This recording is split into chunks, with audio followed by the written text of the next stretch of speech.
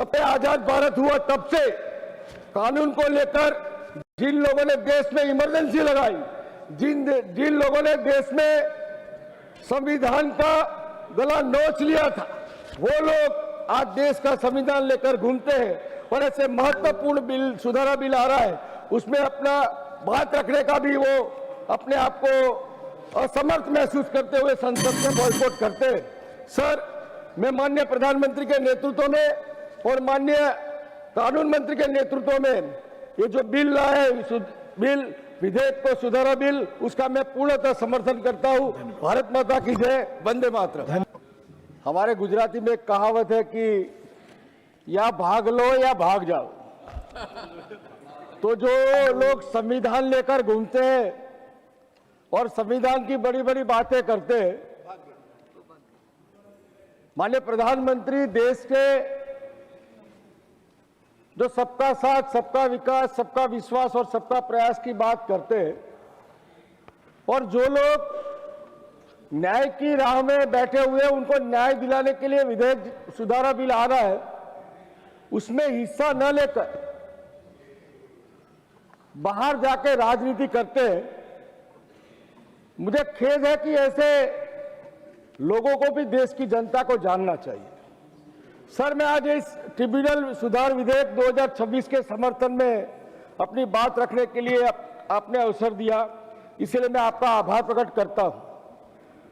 Sir, ये विधेयक कोई साधारण बदलाव नहीं है, बल्कि दशकों से चली आ रही अव्यवस्था का प्रकार है, जो विपक्ष ने अपने समय में जानबूझकर पंगु सिस्टम बनाया था। जब आम आदमी ट्रिब्यूनल का दरवाजा खटखटाता है तो उसे त्वरित न्याय होना चाहिए, लेकिन हमारे विपक्षी साथियों ने व्यवस्था को ऐसा पंगु बना दिया था कि लोग सालों साल फाइलों के बोझ तले दबकर रह गए। जब कोई व्यक्ति किसी मामले को लेकर न्याय लेने के लिए ट्रिब्यूनल में जाता है तो वही चाहता है कि उसी मामले की सुनवाई समय पर हो और जल्द से जल्द उसको न्याय मिले, लेकिन वहां पद खाली पड़े हो, लोगों की नियुक्ति समय पर न हो और मामले सालों तक चलते रहे तो आम आदमी को परेशानी होती है।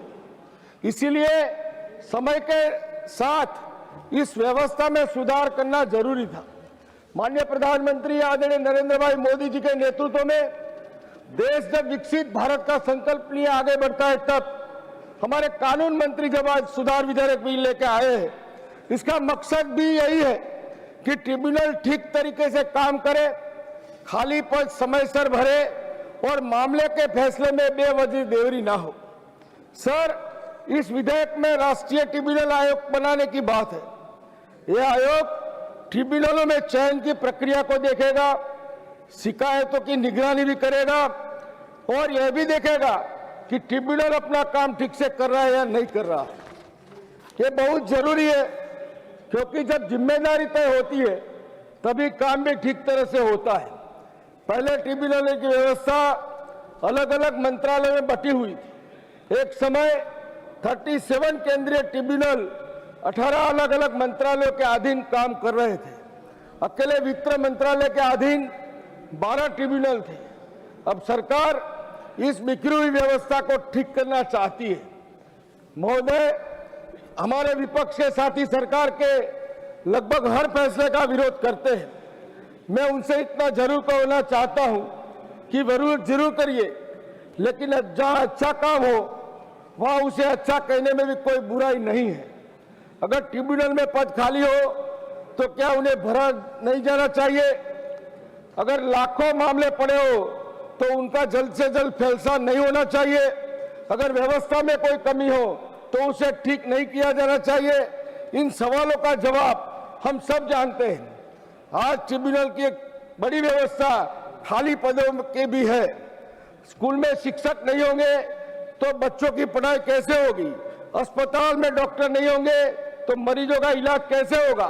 उसी तरह ट्रिब्यूनल में जरूरी पद खाली होंगे तो मामलों का फैसले समय पर कैसे होगा? इसीलिए इस विधेयक में नियुक्ति के लिए समय तय किया गया है और दिए गए प्रावधान के अनुसार सचिवालय को 3 दिन के अंदर जरूरी प्रक्रिया आगे बढ़ानी होगी और केंद्र सरकार को 3 महीने के अंदर नियुक्ति करनी होगी। सर, विपक्ष का जब से आजाद भारत हुआ तब से कानून को लेकर जिन लोगों ने देश में इमरजेंसी लगाई, जिन लोगों ने देश में संविधान का गला नोच लिया था, वो लोग आज देश का संविधान लेकर घूमते हैं और ऐसे महत्वपूर्ण बिल, सुधारा बिल आ रहा है, उसमें अपना बात रखने का भी वो अपने आप को असमर्थ महसूस करते हुए संसद में बॉयकॉट करते हैं।